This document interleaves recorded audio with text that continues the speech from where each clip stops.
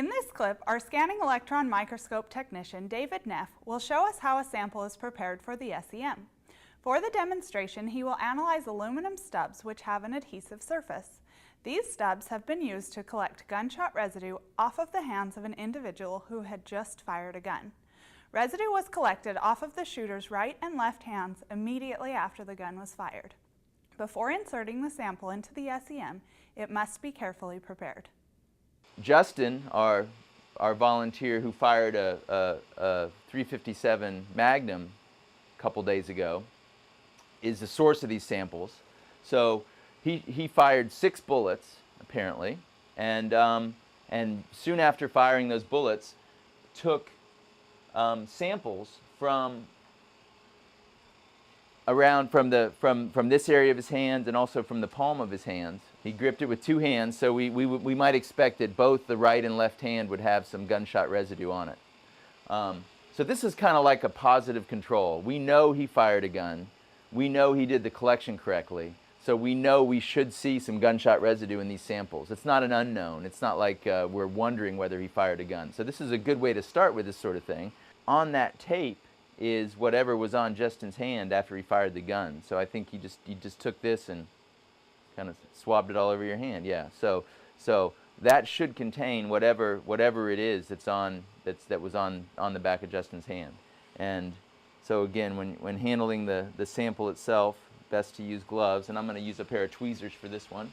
What we're looking for here, this gunshot residue that we're looking for, is actually unburned particles of gunpowder. Okay, so these are small spherical particles of gunpowder, I suppose, as it would have come out of the factory. So these are particles that have not been burned. And that's why they contain the 3 telltale elements of a gunshot residue, which are the elements lead, antimony, and barium. So for this to be definitively identified as gunshot residue, we have to find all 3 of those elements in the same small spherical particles. So there's our stubs and our stub holder, and then our stub holder in our I guess I call that a sample holder, but anyways, this is the part that fits into the microscope stage.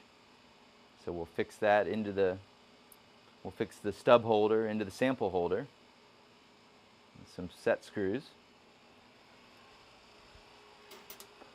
And then, like I said, the chamber is already evacuated.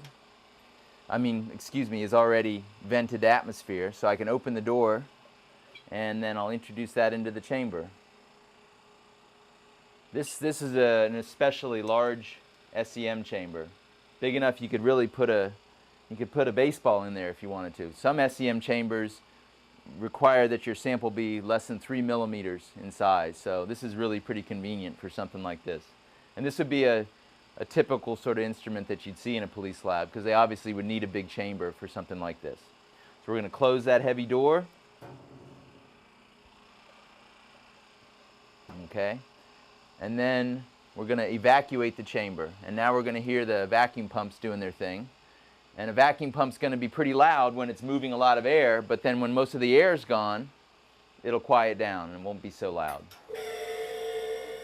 I told you about the microscope a little bit, the electron column, the electron detector, the X-ray detector. Well, since it's a relatively modern instrument, we do have an old style cathode ray tube to view what's going on inside the chamber, but we also have a couple of PCs that allow us to record what's happening with the X-ray emissions. That's what's happening on this PC. This is going to be an indication of what kind of X-rays are being generated by our sample, and then on this PC we're going to be able to generate images of whatever's on the sample stub. Next, we will see how a sample is analyzed using the scanning electron microscope.